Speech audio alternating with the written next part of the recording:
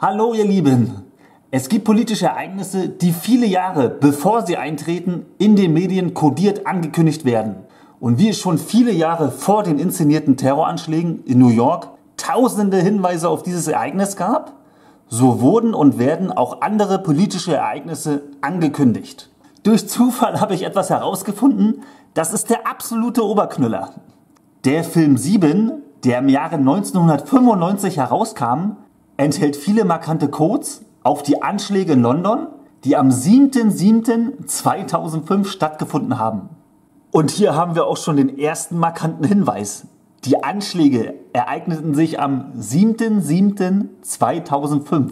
Und wenn wir die Zahlen des Jahres 2005 addieren, haben wir die dritte 7. Das ist Numerologie. Und dazu kommen wir später nochmal. Was ist 2005 in London passiert? Es gab insgesamt 4 inszenierte Anschläge, wovon 3 Anschläge auf U-Bahn-Linien und ein Anschlag auf einen Doppeldeckerbus verübt wurden. Für alle, die den Film 7 nicht kennen, erkläre ich in einem Satz, worum es in dem Film geht. Die Detektive David Mills und William Somerset wollen einen Serienmörder fassen. Während meiner Analyse des Films bin ich letztendlich zufällig darauf gekommen, dass der Film eine Anspielung auf die Anschläge in London am 7.7.2005 ist. Ihr müsst wissen, dass es filmeübergreifend Codes gibt, die sehr wichtig sind und auf die man immer achten sollte. Das ist zum einen das Taxi und zum anderen der Zeigefinger, der nach oben gerichtet wird. Ohne diese Erkenntnis hätte ich den Film nie entschlüsseln können. Wenn ihr einen Film schaut und ihr seht ein Taxi oder einen Schauspieler, der einen Finger nach oben zeigt, dann gilt es, diese Szene ganz genau zu analysieren. Wer sich noch nie mit Symboliken beschäftigt hat, wird das natürlich als Zufall abstempeln und das kann ich durchaus nachvollziehen. Aus langjähriger Erfahrung weiß ich aber, dass diese Codes in sämtlichen Filmen verwendet werden. Und ja, nicht jedes Taxi und nicht jeder Finger, der in einem Film nach oben gerichtet ist, muss automatisch ein Code sein.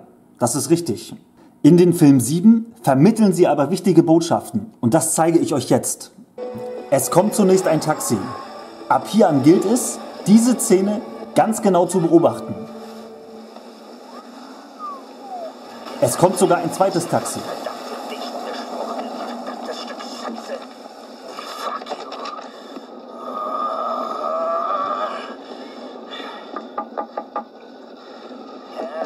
Darüber hinaus macht der Detective den Fingerzeig nach oben.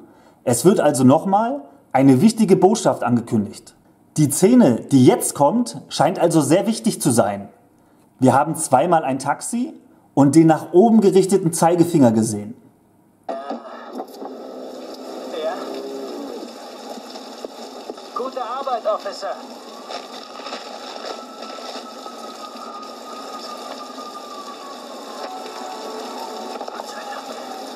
Dann bekommt er Bücher zugestellt. Canterbury Tales. Was es mit dieser Erzählung zu tun hat, wollte ich nun genauer wissen. Und dann habe ich in der absoluten Wahrheitsquelle, Wikipedia, nachgeschaut, worum es bei den Canterbury Tales denn so geht. Die Erzählungen handeln von einer Pilgergruppe auf ihrem Weg von Southwark, einem Vorort von London, nach Canterbury. Als ich mir die Kurzanleitung durchlas, hatte ich London im Hinterkopf behalten. Später gab es eine weitere Szene. Schaut sie euch an.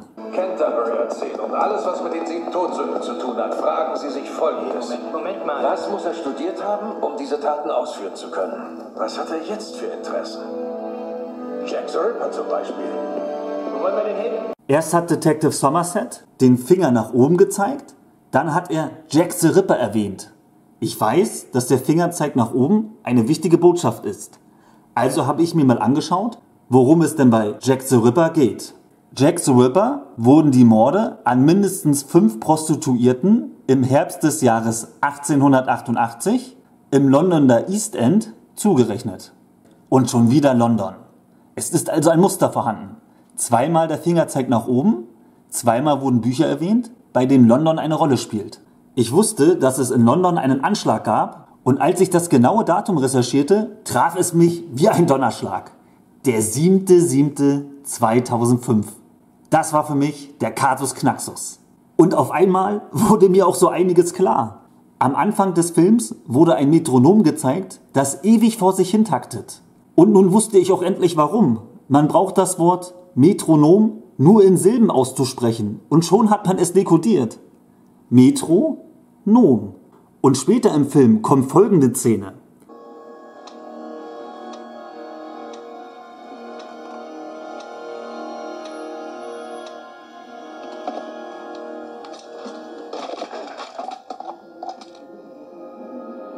Somerset schmeißt das Metronom aus dem Zimmer und es landet auf einen Schachbrettboden. Stichwort Freimaurerei. Das Metronom steht symbolisch für eine U-Bahn, also die Metro, die im Takt ihre Runden dreht.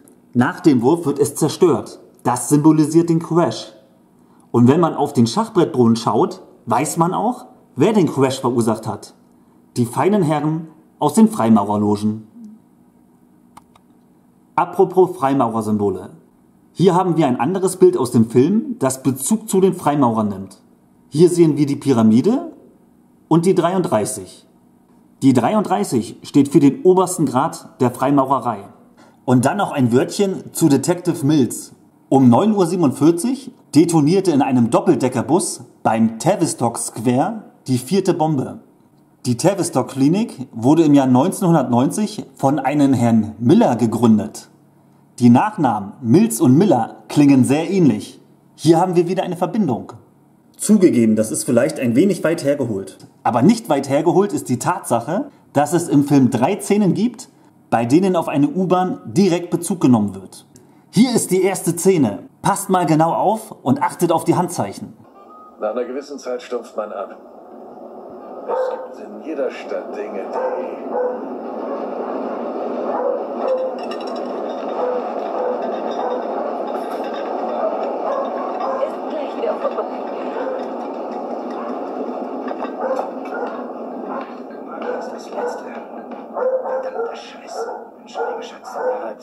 Er hat uns die Wohnung ein paar Mal gezeigt. Ich fand sie gut. Kann was mit anfangen. Tracy hat sie gleich gefallen. Und dann habe ich mich gefragt, warum er sie uns immer nur 5 Minuten gezeigt hat. Wieso? Habt ihr das mitbekommen? Habt ihr auf die Handzeichen geachtet? Detective Mills sagt, dann habe ich mich gefragt, warum er sie uns immer nur 5 Minuten gezeigt hat. Und dann habe ich mich gefragt, warum er sie uns immer nur 5 Minuten gezeigt hat. Danach macht er die 666-Handgeste. Diese Handgeste soll in diesem Fall aber eine einfache 6 symbolisieren. Es ist nichts anderes als Numerologie. Diese Handbewegung soll der Schauspieler nur ausführen, um auf das Zahlenspiel 5-6 aufmerksam zu machen. Und mal ganz allgemein, auch diese Handgeste ist omnipräsent und taucht überall auf. In dieser Szene ist diese Handbewegung kein Zufall. Es geht um die Erwähnung der 5-6. Kommen wir direkt zur zweiten U-Bahn-Szene. Oh shit. Warten Sie. Golds Frau. Auf der Akte sehen wir unten links wieder die 5-6 und direkt danach kommt die U-Bahn. Zur Tatzeit war sie nicht in der Stadt. Ob sie was gesehen hat? Vielleicht sollte es eine Drohung sein. Naja, ich habe sie in Sicherheit gebracht. Sie ist nicht so begeistert gewesen. Also, wir hatten schon 2 Anspielungen auf 5-6 und zweimal kam jeweils auch die U-Bahn vor. Und jetzt ratet mal, wie hoch die offizielle Opferanzahl ist, die bei den Anschlägen am 7.7.2005 in London getötet wurden. Richtig, 56. Die ganzen inszenierten Anschläge, das ist alles eine Theateraufführung. Und das Theaterstück in London wurde bereits im Jahre 1995 uraufgeführt, als der Film 7 in die Kinos kam. Schauen wir uns eine dritte Filmszene an, wo direkt auf eine U-Bahn Bezug genommen wird. Und was haben wir doch für einen Spaß beim Ficken und beim Tanzen? Völlig sorgenfrei, weil wir nicht ahnen, dass wir nichtig sind. Wir sind nicht, was wir sein sollten. Na. Wer kann denn da schon wieder seine Finger nicht stillhalten? Wir sind nicht, was wir sein sollten. Nein, warten Sie, es geht noch weiter. In der U-Bahn heute kam ein Mann auf mich zu und wollte sich mit mir unterhalten. Er macht zuerst den Fingerzeig nach oben, um eine wichtige Botschaft anzukündigen. Und dann erwähnt er die U-Bahn. Außerdem sind mir noch weitere Anspielungen im Film aufgefallen, die mit dem Anschlag auf London in Bezug stehen. Relativ am Anfang des Films sieht man ein Taxi mit der Aufschrift Metro. Und relativ am Ende des Films sieht man ein weiteres Taxi mit der Aufschrift Metro. Erinnert ihr euch? Das Taxi kündigt eine wichtige Botschaft an. Als Somerset vor der Tür seines Arbeitskollegen steht, steht er vor der Hausnummer 5a. Die Edgware Road ist Teil der modernen A5-Straße. A5 und 5a. Wie sie schon wieder mit den Zahlen und Buchstaben spielen. Für die nächste Szene ist es wichtig zu wissen, dass die Zugnummern 204 und 216 jeweils die Zirkellein sind. Achtet mit dieser Erkenntnis mal auf folgende Szene. Das spielt aber keine Rolle. Wir brachen eine Tür auf, um den Junkie zu kriegen und fing der Kerl doch an, auf uns zu schießen. Einer der Polizisten wurde am Arm getroffen. Ach Gott, wie hieß der Kerl nochmal? Er hat sich wie ein Kreisel gedreht. Das heißt, ja, wie Zeitlinie. Ich weiß noch, als wäre es heute, dass ich im Krankenwagen mitgefahren bin. Er ist aber noch unterwegs gestorben. Noch unterwegs. Detective Mills sagt, er hat sich wie ein Kreisel gedreht. Das ist eine Anspielung. Circle, Kreisel. Und später sagt er ist aber noch unterwegs gestorben. Und dann wiederholt er, noch unterwegs. Da haben wir schon wieder eine Verbindung, denn die Menschen in der Metro, der Circle Line, sind auch unterwegs gestorben. Dann haben wir hier noch was Spannendes. Auf dem explodierten Bus sehen wir, natürlich rein zufällig, folgende Anzeige. Das heißt auf Deutsch in etwa übersetzt, unverhohlener Terror, dreist und brillant. Und dem kann ich nur zustimmen. Der inszenierte Terror ist wirklich dreist. Und wenn wir schon beim Bus sind, während meiner Recherche ist mir aufgefallen, dass es nicht nur im Film 7, sondern auch in der Serie Doctor Who eine Anspielung auf den Bus gibt. Die Pilotfolge von Doctor Who wurde am 26. März 2005 ausgestrahlt.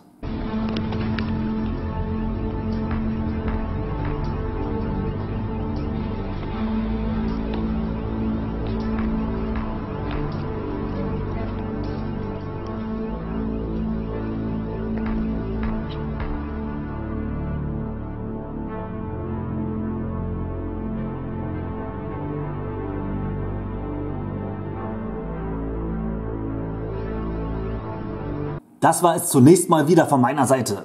Jeder, der sich 7 anschaut, wird schnell erkennen, dass der Film nur so von Zahlen wimmelt, die da im Hintergrund auftauchen. Letztendlich gibt es noch viel mehr Anspielungen auf die Anschläge in London. Ich habe euch nur das Offensichtlichste gezeigt und auch nur das, was ich dekodieren konnte. Ist das wirklich alles?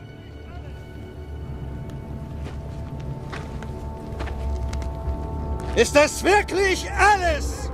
Na gut, weil ich euch alle so lieb hab, bekommt ihr von mir zum Schluss noch einen Leckerbissen. Aber um diesen Happen zu verdauen, ist ein wenig Hintergrundwissen erforderlich. Von den YouTuber Savia habe ich erfahren, dass es eine Internetseite gibt, bei der Zahlen entschlüsselt werden können.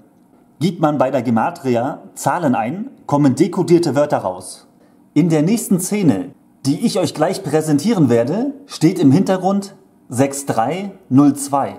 Die 0 wird dabei oftmals als Platzhalter verwendet. Gibt man nun 632 ein, kommt unter anderem folgender Hinweis. London Sewers.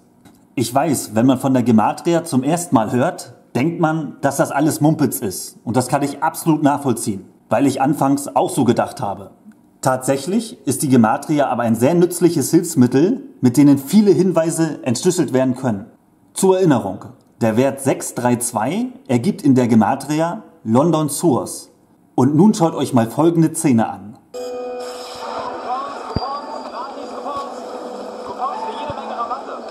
6302. Der Ausgangsort ist London. Und dann sagt der Flyerverteiler Coupons, Coupons, Gratis-Coupons, Coupons für jede Menge Rabatte. Wenn man Coupon trennt, ergeben die ersten 4 Buchstaben Q, also Putsch, und die 2 letzten Buchstaben On, also In. Zusammengenommen ergibt das Putsch In. Aber war da nicht was? Ach ja, richtig, das kam ja schon, rein zufällig natürlich, bei den Simpsons vor. Wie sich die Codes doch wiederholen. Und wenn wir jetzt 1 und 1 zusammenzählen, bedeutet dieser Code ein Anschlag auf den Ausgangsort London. Aber jetzt wird es erst richtig lustig. Er sagt Coupons, Coupons, Gratis-Coupons, Coupons für jede Menge Rabatte. Er sagt in der Summe 4-mal Coupons. Und es gab am 7.7.2005 4 Anschläge in London. Ja, überhaupt habe ich mir die Frage gestellt, warum diese Szene eingebaut wurde.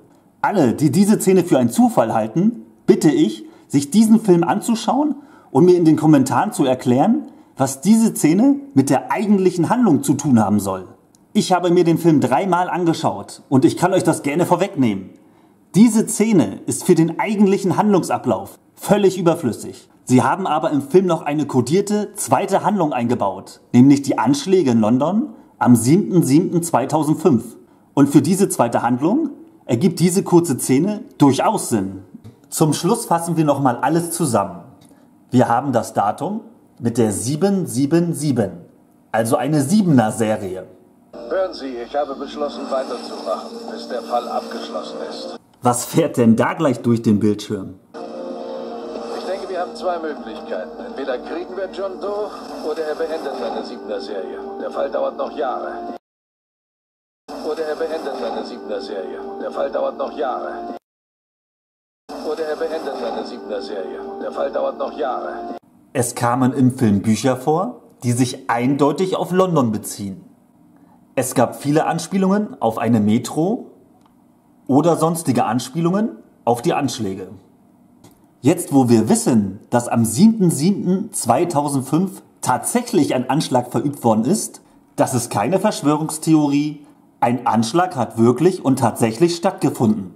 Und jetzt, wo wir im Film die massenhaften Anspielungen auf dieses Ereignis gesehen haben, wer kann dann jetzt noch allen Ernstes behaupten, dass die Filmemacher von den Anschlägen nichts wussten?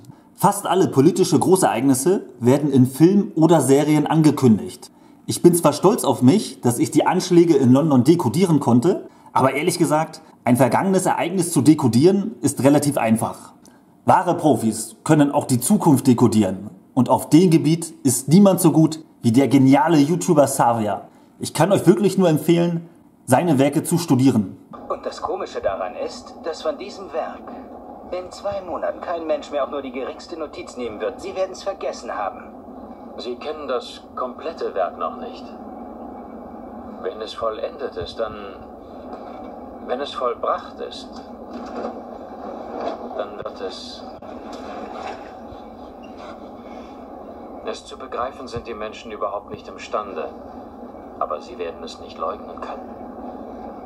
Savia und ich gehen davon aus, dass am 3.11.2019 in Seattle ein inszenierter Anschlag erfolgt.